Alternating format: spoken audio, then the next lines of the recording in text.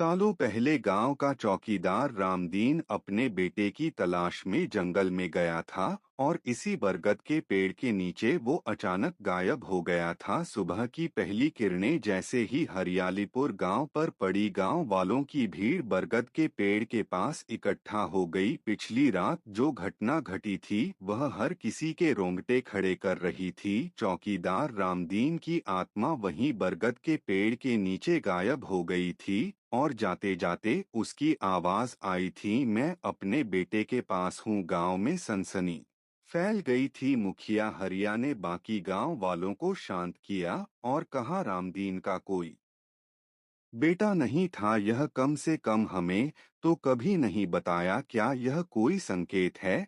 तभी छोटा गणेश, जो रामदीन का पड़ोसी था, बोल पड़ा, एक बार रामदीन काका ने मुझे एक तस्वीर दिखाई थी, एक छोटे बच्चे की। बोला करता था, कभी था मेरा सब कुछ, फिर अचानक चुप हो जाता था। गांव के कुछ नौजवानों ने तय किया कि बरगद के पेड़ के नीचे खुदाई करनी चाहिए। जैसे ही खुदाई शुरू हुई अचानक जमीन में कंपन होने लगा, पेड़ की जड़ें हिलने लगी और जमीन के भीतर से एक चमकती हुई सुरंग प्रकट हुई। मुखिया ने कहा, यह कोई आम सुरंग नहीं, यह शायद उस आत्मा की बनाई दुनिया है।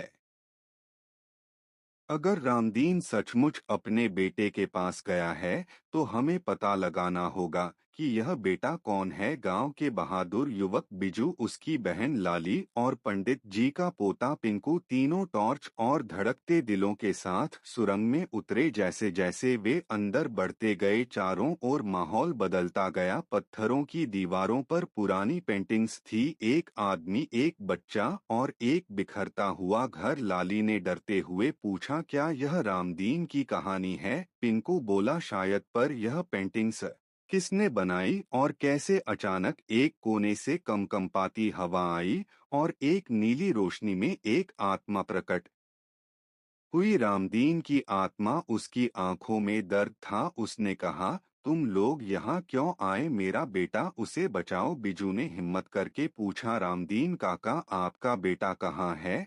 आपने तो कभी गांव में नहीं बताया। रामदीन की आत्मा बोली, सालों पहले मेरा बेटा मोहन अचानक जंगल में खो गया था। मैंने उसे हर जगह ढूंढा लेकिन वह नहीं मिला। सबने कहा वह मर गया, पर मैं जानता हूँ वह जिंदा है। बरगद के नीचे यह सुरंग उसी दुनिया की ओर खुलती है जहाँ वह कैद है।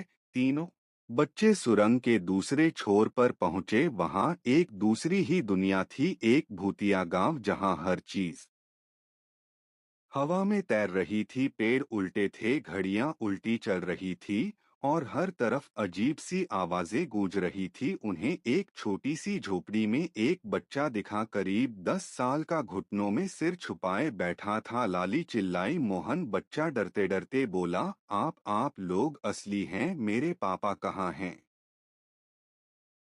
बिजू ने कहा, तुम्हारे पापा ने हमें भेजा है, वो तुम्हें लेने आए हैं।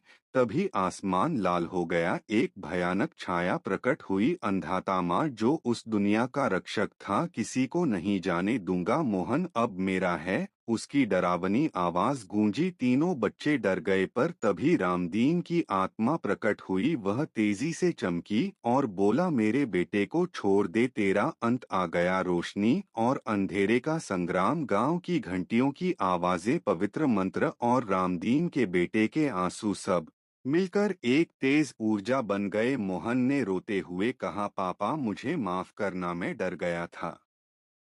रामदीन ने मुस्कुराते हुए हाथ बढ़ाया, बेटा तुझसे मिलने के लिए ही तो यह आत्मा रुकी रही। रामदीन और मोहन जैसे ही गले मिले, एक चमकदार रोशनी चारों ओर फैल गई, अंधात्मा की छाया जल गई। भूतिया गांव फिर से रंगों से भर गया और वह दुनिया फिर से सामान्य हो गई। गांव लौट